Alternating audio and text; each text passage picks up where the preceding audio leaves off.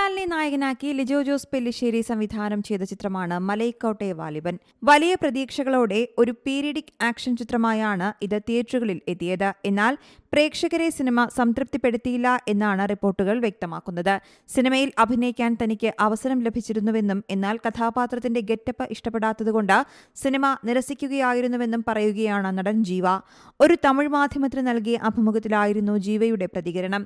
മലൈക്കോട്ടെ വാലിബനിൽ അഭിനയിക്കാൻ അവസരം ലഭിച്ചിരുന്നു. ലാൽ സാറിനൊപ്പം ഒരു വില്ലൻ കഥാപാത്രം.